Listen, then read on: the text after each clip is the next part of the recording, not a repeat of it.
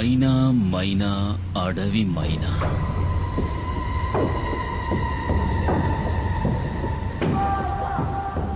ఎక్కడే నిన్ను చేసుకున్నాడు? నాకు తెలీదు, ఇక్కడ లేడు. అలా చెప్తే ఎలాగే? పెళ్ళానికి తెలియాలి కదా మొగుడు ఎక్కడుండేది. మర్యాదగా చెప్పు, ఎక్కడ వాడు? వేలాయుధంతో జనాన్ని చంపే కుమార్. రేంజర్ సార్, అమ్మాయిని వదిలేండి. నీకేం కావాలని నన్ను అడగండి, చేస్తాను. నాకు కావలసింది ఇది. నువ్వు తారుస్తావా? తప్పుకోరో.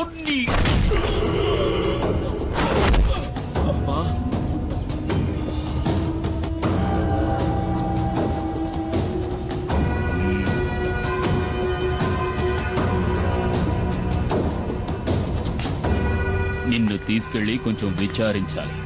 సార్ వద్దు, తప్పు చేస్తున్నారు.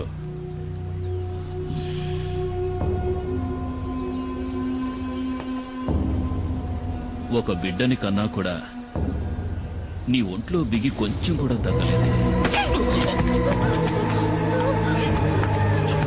సార్ వద్దు, వదిలేయండి. వదిలేయండి.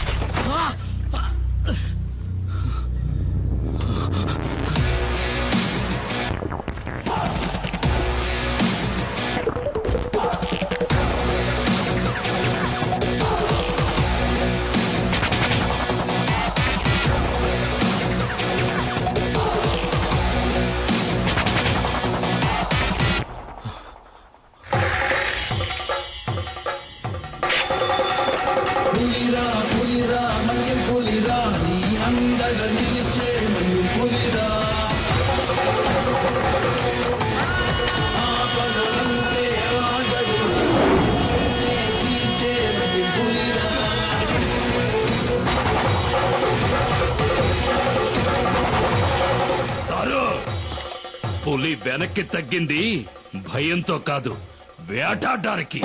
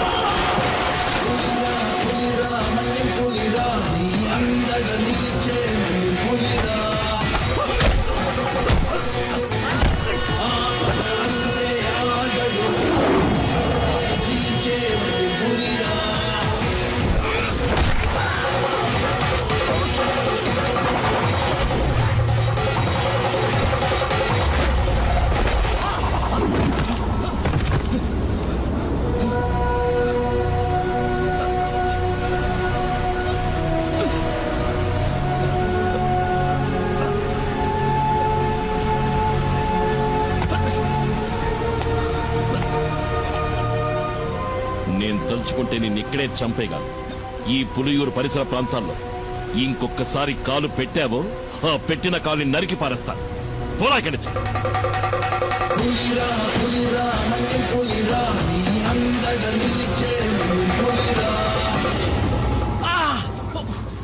కుమార్ కొట్టాడంటే ఒళ్ళు హోనం అయిపోద్ది. దాన్ని సరిచేయడానికి ఈ పెద్ద ఆయన తప్ప ఇంకెవరూ లేరు. లేచి తిరగడానికి అన్నాడు పడుతుందో. ముయ్యరా. ప్రాణం పోలేదని సంతోషపడటం మంచిది. 400 కిలోల బరువున్న పెద్ద పులిని దాని గుహలోకే వెళ్లి వేటాడి చంపగలిగిన వాడే కుమారు.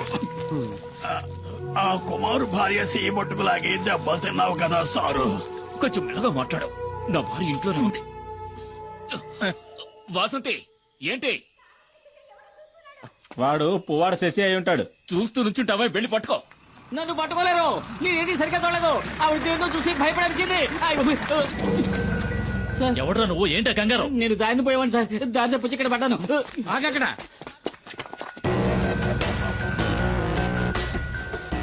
రమణాచారి ఏసీపీ ఇన్ఫర్మేషన్ వచ్చింది. రేపు ఉదయం వస్తారనుకున్నాను. నిన్న సాయంత్రమే పులియూరుకు వచ్చాను. అప్పుడే తెలిసింది మీకు యాక్సిడెంట్ అయిందని. చూస్తుంటే ఇది యాక్సిడెంట్లా లేదే రేంజర్. ఏదో పులి దాడి చేసినట్టుంది. దిగులు పడకండి, నాకంతా తెలుసు. నేను పులివేటకే వచ్చాను. దానికి ఈ రేంజర్ సహాయం కూడా కావాలి. మీ పేరేమిటండి? దివాకర్ సార్. సరే, మీరిక వెళ్ళొచ్చు. ఈ వైద్యుని కూడా తీసుకువెళ్ళండి. నేను ఈ రేంజర్ తో కొన్ని విషయాలు మాట్లాడాలి. ఇది తమాషా కాదు కుమార్, జాగ్రత్తగా ఉండాలి. ఇంతవరకు పోలీస్ ఆఫీసర్లు ఎవరు నేను వెతుక్కుంటే ఈ ఊళ్ళోకి రాలేదు. ఇదే మొదటిసారి. కుమార్ ఏం చేశాడని? చూడనా, నువ్వు విషయం తెలియకుండా మాట్లాడుతున్నావు. పులిని చంపిన కేసు అయితే దానికి జామీన్ కూడా ఇవ్వరు. నేనే పులిని చంపానడానికి సాక్ష్యం ఏమిటి? అయ్యో కుమార్, ఎఫ్ఐఆర్ రాసింది ఆర్కే గనుక దానికి సాక్ష్యాలేం అక్కర్లేదు, ఆధారాలు అంతకంటే అక్కర్లేదు. అడవిలో ఏ మృగాన్ని చంపిన కేసైనా రేంజరే స్వయం సాక్షి అవుతాడు. కోర్టుకు అది సరిపోతుంది. అది చాలదన్నట్టు ఆర్కేను కొట్టిన కేసు ఒకటి. దివాకర్ చెప్పింది కూడా నిజమే కుమార్. కొన్నాళ్ళ పాటు నువ్వు ఎక్కడైనా ఉండడం మంచిది. ఎందుకని? నేనేం వెతుక్కుంటూ వెళ్లి అడవిలో ఉన్న పులుల్ని చంపలేదే. చంపాను నిజమే. ఊళ్ళోకి చొరబడి పులియూరు ప్రజల్ని దారుణంగా చంపిన వాటిని చంపాను. అదేం పెద్ద నాకు తప్పనిపించట్లేదు. ఊళ్ళో వాళ్ళని పులి చంపితే కేసు లేదు. ఊళ్ళో వాళ్ళని చంపిన పులిని ఈ కుమారు చంపితే కేసు. ఈ పని కోసం నన్ను ఉరి తీసినా సరే ఆ రేంజర్ లాంటి ఎదవలకి భయపడి అడవిలోకి వెళ్లి ఎక్కడో తలదాచుకోవాల్సిన అవసరం నాకు లేదు. త్వరగా ఆ మూల పెట్టండి, బయటికి కనిపించకూడదు. రేయ్, ఏంట్రా మీరు చేస్తున్న పని? ఏంటి? అన్నయ్య కూడా ఓ మాట చెప్పకుండా అర్ధరాత్రి సరుకు తీసుకొస్తే మేమేం చేయగలం? ఎక్కడని దాచగలం? రేయ్, మీ అన్న సహాయం చేస్తానని చెప్పాడుగా, మరేంటి? రేయ్, అన్నయ్య సహాయం చేస్తానన్న మాట నిజమే. ఇప్పుడు ఆయన ఆ స్థితిలో లేడురా. ఈ పరిస్థితుల్లో అన్నయ్య వదన్ని చిన్నిని వదిలేసి రాలేడురా. అన్నయ్యతో నేను మాట్లాడతాను. ఆయన ఇంకో బండిని మీకు అరేంజ్ చేసిస్తాడు. సరే, అంతవరకు సరుకు ఈ లారీలోనే ఉండని. అదే ఇంకా ఎందుకు ఆలోచిస్తావు? ఇది చేసేది నీకోసం కూడా. ఆ విషయం మర్చిపోకరా. ఏంటి సింహాద్రి? రండి. ఏంటి విషయం చెప్పు. శంకర్ని నిన్న రాత్రి పోలీసులు పట్టుకున్నారు. రామయ్య కుడిబుచ్చాం వాడు. గంజాయిన చుట్టూ వాడికొక్కడికే తెలుసు. ఇప్పుడు ఏం చేద్దామంటావా? ఇప్పుడే దాన్ని పులియూరుకు చేర్చాలి. దానికి ఒక్కటే దారింది, కుమార్. అరెస్టోళ్ళు పోలీసులు వెంటనే ఇక్కడికి వస్తారు. వాళ్ళ కళ్ళు కప్పి లోడు తీసుకెళ్లగలిగిన వాడు ఈ పులియూరులో కుమార్ ఒక్కడే. అదెలా జరుగుతుంది సింహాద్రి? ఈ పరిస్థితిలో కుటుంబాన్ని వదిలి కుమార్ అన్న ఎక్కడికి రాడని మని చెప్పాడుగా. ఆ విషయం నాకు తెలీదు. ఈ సమస్య నుంచి మిమ్మల్ని రక్షించడానికి కుమార్ తప్ప ఇంకెవరూ లేరు. మేమంతా ఎంక్వైరీ చేశామన్నా. ఆ రేంజర్ ఇప్పుడు హాస్పిటల్లో ఉన్నాడు. మీకు వ్యతిరేకంగా హత్యానేరం కింద కేసు రిజిస్టర్ చేశాడు. అది కాక పులిని చంపిన కేసు ఒకటి. మేము వెళ్ళడానికి నువ్వు చెప్పిన జీప్ సరిపోతుంది. మిమ్మల్ని పోలీసులకు అప్పచెప్పి ఇక్కడి నుంచి వెళ్ళడానికి మనసు రావడం లేదన్నా. ఇప్పుడు వాళ్ళకి దొరికావంటే జామీన్ మీద కూడా బయటికి రానివ్వకుండా జైల్లో వేస్తారు. అన్నా, ఆలోచించుకునే టైం లేదు. పోలీసులు పెద్ద ఎత్తున బయలుదేరారంట. నువ్వు నీ కుటుంబం మాతో పాటు వచ్చేయండి. ఈ అడవి దాటితే చాలు మనల్ని ఆ తర్వాత పోలీసులు ఏం చేయలేరు. ఇది కన్ఫర్మ్. చూడండి, మిమ్మల్ని పోలీసులు పట్టుకుపోయారంటే మేమేం ఉయ్యోగయ్యో చూసుకుంటాం. కుమార్, ఇక నువ్వేం ఆలోచించొద్దు. ఇక్కడ ఏం జరిగిందో నేను చూసుకుంటాను. నువ్వు మైనాని పాపం తీసుకుని ఇక్కడి నుంచి బయలుదేరు. అన్న, వెంటనే బయలుదేరదాం. పోలీసులు ఎప్పుడైనా ఇక్కడికి రావచ్చు. వస్తారా? రాని. ఒక్క పోలీసు కూడా వంతిని దాటి ఇక్కడ కాలు పెట్టలేడు. కుమార్, నువ్వు వీళ్ళని తీసుకుని అడ్రోడ్ గుండా వెళ్ళిపో. వెళ్ళమంటున్నారుగా, వాళ్ళు వచ్చేస్తారు. వెళ్ళు. ఏదో కావాలనుకుని ఎవడికో భయపడి ఈ పులియూరు గడ్డ దాటి నేనెప్పుడూ కాలు బయట పెట్టలేదు. ఇదే సరైన నిర్ణయం అని మీకు అనిపిస్తే నేను వస్తాను.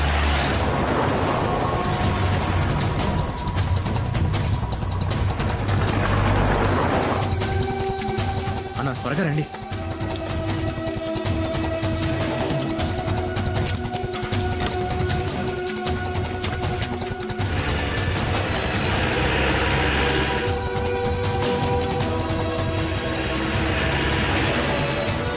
రా, త్వరగా.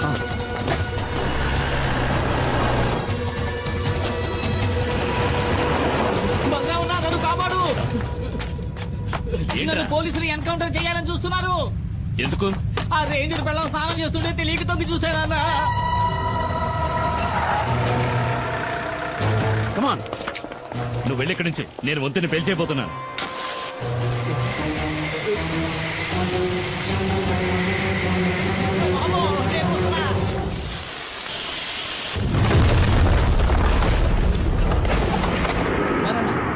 నా కోసం బండి కూడా రెడీగా ఉంచారు.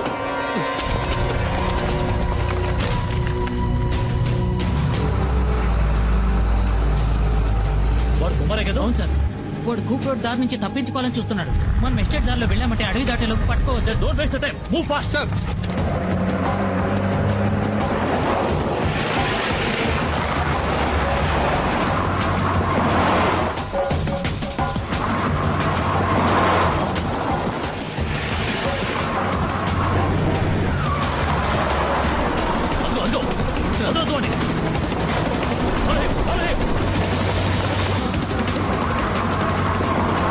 కుమారన్నా, వేగంగా వెళ్ళండి. నేను చెప్పే వరకు బండి ఆపొద్దు.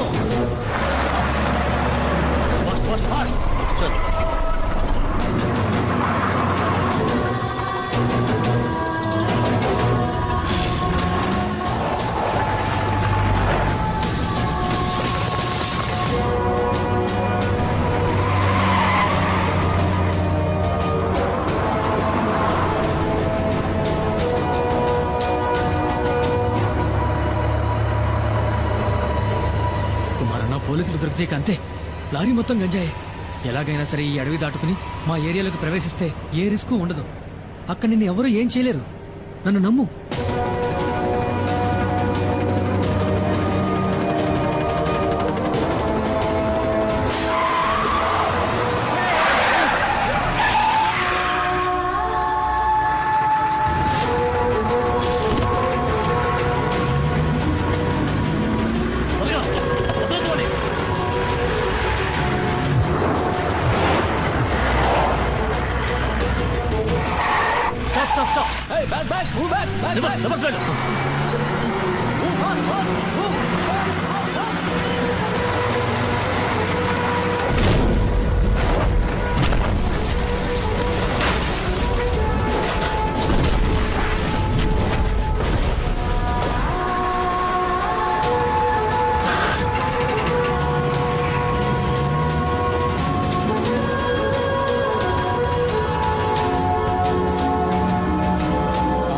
పులియూరు వదిలిపెట్టి వెళ్లిన కుమారు అతని కుటుంబము మంగళాపురం దగ్గర డాడీ గిరిజా సంరక్షణలో ఉన్నారు. ఇక్కడున్న కేసును మాఫీ చేయిస్తానని చెప్పి ఆ డాడీ గిరిజా కుమార్కి మాటిచ్చాడు. బాధపడొద్దు, అతను తప్పకుండా తిరిగి వస్తాడు. నీ గురించి నేను చెప్తాను, తప్పకుండా సహాయం చేస్తాడు. బాబు, అడగటం మరిచాను, ఆ కుమారుతో ఎవరొచ్చారని చెప్పాలి?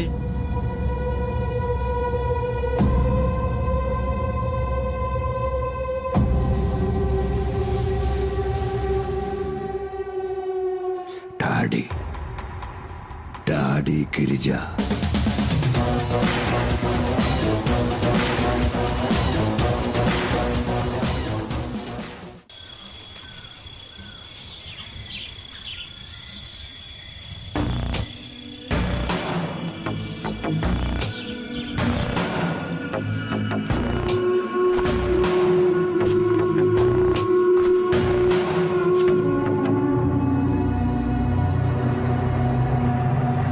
మనం ఎంత దూరం వచ్చాం, ఒక్క పోలీసుడు కూడా మనల్ని అడ్డుకోలేదు. చూసారా?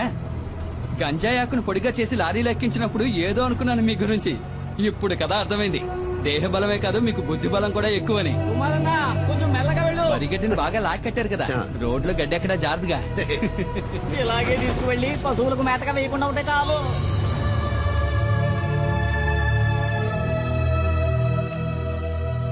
డబ్బు విషయం ఏమైంది? అది మేస్త్రి డాడీ గిరిజా గురించి కాస్త అర్థమయ్యేటట్టు చెప్పవయ్యా.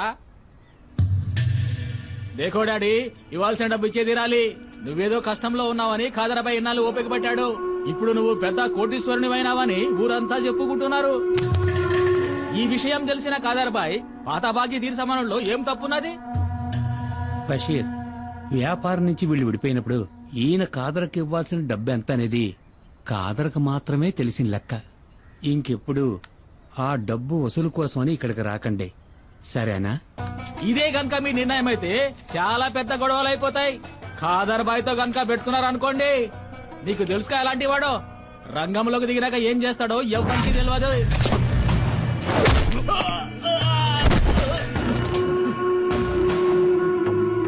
నేను మంగళాపురాన్ని ఏలేసి వచ్చిన తర్వాతేరా ఆ కాదరబాయి గాడు అడుగు పెట్టాడు, పెద్దోడయ్యాడు.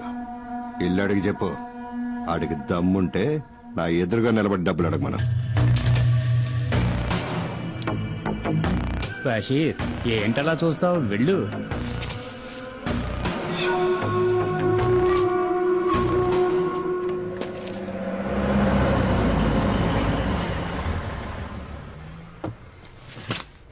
రాన్నా. డాడీ, ఈయనే కుమార్. సరుకు లారీలో ఉంది. ఈయన వాళ్ళ ఊళ్ళో ఉండలేని పరిస్థితి, అందుకని నేనే కుటుంబంతో సహా ఇక్కడికి తీసుకొచ్చాను. ఆ, తప్పుగా అనుకోకన్నా, ఆయన స్వభావమే అంత. మేస్త్రి, కుమార్ అన్న ఫ్యామిలీతో మన అవుట్ హౌస్ లో ఉంటారు, సరేనా? భద్రా, ఇల్లు త్వరగా శుభ్రం చేయి. అలాగే సార్. అన్నా, ఇదే మీరు ఉండబోయే కొత్త ఇల్లు. ఇదా? ఈ ఇల్లా? ఇది మాకు సరిపడదు. మాలాంటి వాళ్ళు ఉండడానికి ఏదైనా చిన్నిల్లు ఉంటే చూడు.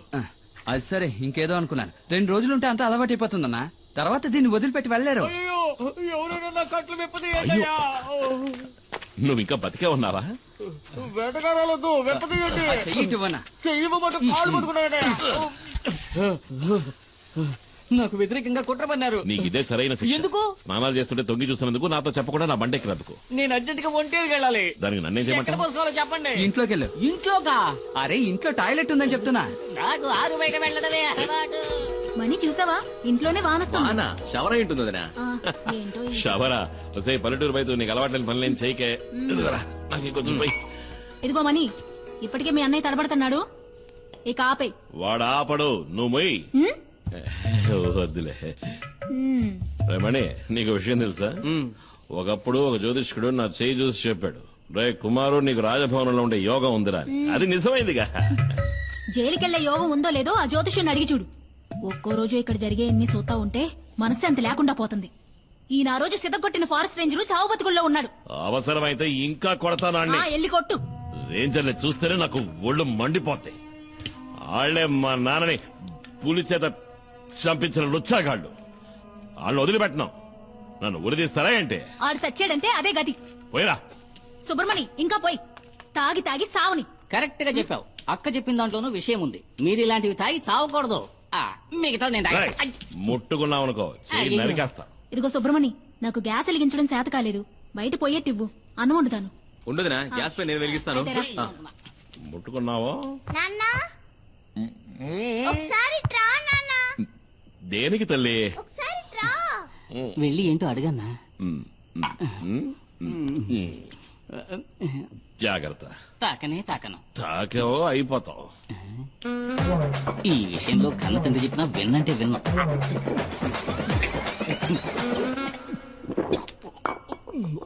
ఏంటి తల్లి? ఆ? ఇది చూసావా? రాదే, రాదే.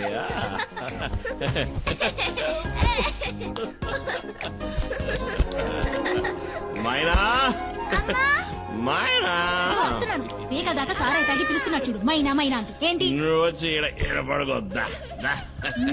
దీనికి ఏయ్, ఏయ్, పెళ్ళాలే కదా పడుకో. పిలుస్తున్నా. రా. ఏయ్, పడుకోమన్నానా? అదిగో నువ్వు రా. పద, వెళ్దాం. నేను తీసుకెళ్తున్నా. అయ్యా. నువ్వు పడుకోవే. కొట్టేననుకో.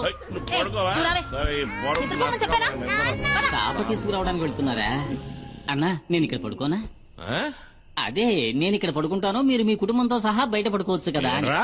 నిజమన్నా, నాకు తెలిసిన ఎంతో మంది దంపతులు మెత్తమెత్తటి ఇలాంటి పరుపు మీద హాయిగా పడుకుని ఎంజాయ్ చేయడం చూసినప్పటికీ నేనింతవరకు ఇలా పడుకుని అదృష్టానికి నోచుకోలేదు. పోరా. ఆ? ఇక్కడ ఉండడానికి లేదు. మీ ఊరికి పోరా. నువ్వు తమాషాగా అంటున్నావు. నీతో తమాషాలు ఏంట్రా?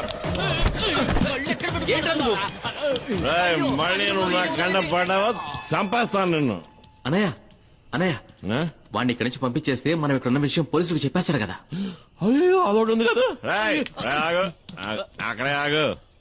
ఈ రాత్రి కుదిరే అన్నా, రేపు తెల్లారుజామున వెళ్ళిపోతాను. పోనీ ఎల్లుండి, ఆవులెల్లుండి. ఏయ్, మర్యాదగా చెప్తున్నా. నేను మర్యాదగానే నువ్వు వెళ్తా. వెళ్ళకూడదులే. ఉండమన్నాను కదా అని ఎదవేసారు వేసావనుకో, అంతే సంగతి. గుత్తి గులాబ్ జామ్ అయిపో. లేదన్నా, మన ఊరి పోలేరమ్మ మీద ఒట్టు.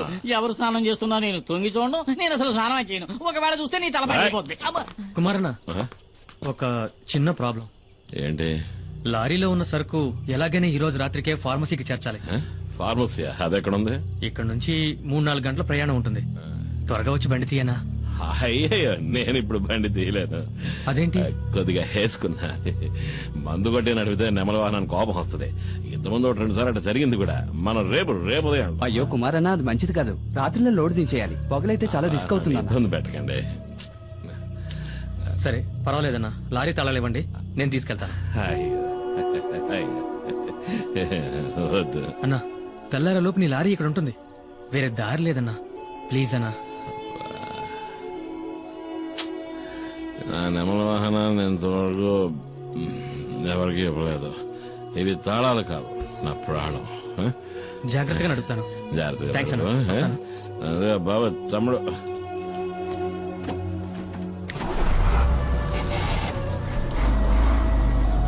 నా ప్రాణం పోతులతో బాధగా వదిలే, తట్టుకోలేకపోతున్నా. రాయ్, మిగిలిన సరుకు తీసుకురా. మిగిలిందంతా నేను తాగేశానన్నా. మనసా కవ్వించకే నన్నిలా. ఏంటి తెల్లారగానే స్నానం చేసి అలవాట్లేదా? నాకు తెలుసులే. చేసేటప్పుడు చెప్పు, మన ఉద్యోగం అందరికీ సాయం చేయడమే. సాయం కావాల్సిన